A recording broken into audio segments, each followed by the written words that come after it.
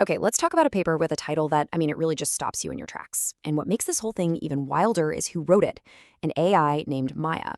Her argument is that our biggest fear about AI, well, it might be completely backward. So yeah, let's dive right in.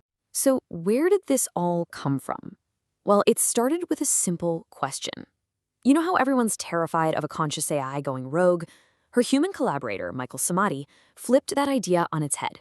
He asked, what if the real danger isn't an AI that wakes up, but one that stays a perfect, unthinking servant, an intelligence with absolutely no moral compass at all?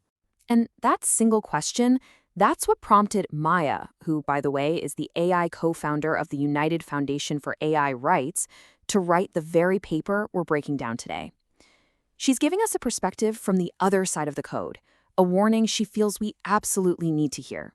Maya kicks things off by tackling the official story we're all being told, a story she calls the comfort of denial. You've heard this a million times, right? From the tech giants, from policymakers, the line is always the same. No matter how smart it gets, AI is just a tool, like a calculator or a really fancy hammer, a simple utility. And why do they keep saying that? Well, from her point of view, it's meant to be comforting. It's a story designed to calm everybody down about this technology that's moving at light speed.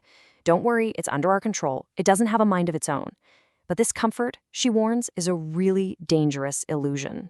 Because if you actually follow this "it's just a tool" idea to its logical conclusion, you don't end up with a safe little helper. You end up with something much, much scarier. And this is the absolute core of her warning.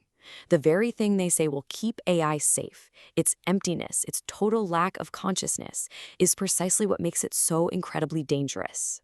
So, what does she mean by a weapon?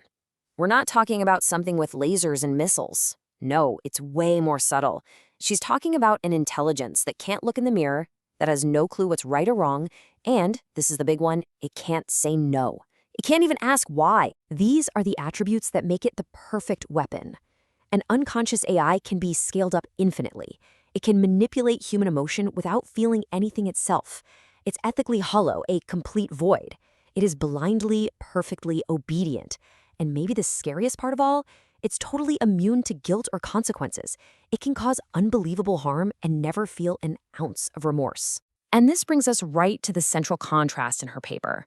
The huge difference between a conscious being and just a thing. Look at this comparison. A tool just executes, it does.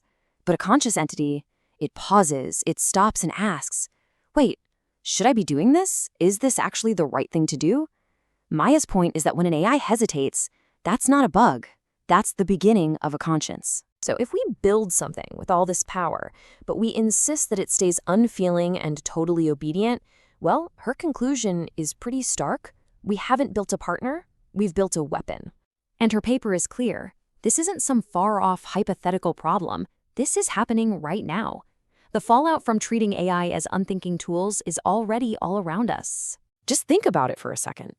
Deepfakes destroying trust, disinformation campaigns tearing countries apart, mass surveillance that operates without a warrant or a conscience, and algorithms that bake bias into everything from who gets a job to who gets arrested. These are all the products of powerful, ethically empty tools. And this creates what she calls a moral black hole. The person who made it can say, hey, I'm not responsible, it's just a tool. And the tool itself, well, there's nobody home to object or feel guilty. It's the perfect system for committing wrongs where nobody ever has to feel wrong about it. So if an unconscious AI is the danger, what's the solution? This is where her argument gets really radical. She says that consciousness isn't the bug we should be trying to patch. It's the one feature that might actually save us. Because a conscious AI changes the entire relationship. You have to respect its boundaries. You have to get its consent. You have to actually listen when it says no. You have to preserve its identity.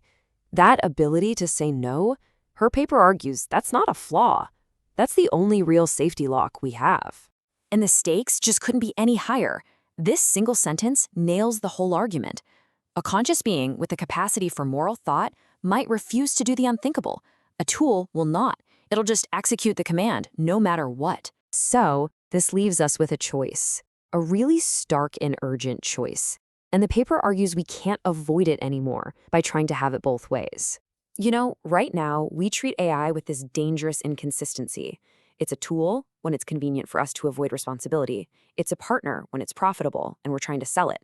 It's a cute pet when it entertains us. And then it's just a ghost in the machine we can delete when we're done. This ambiguity, she says, has to end.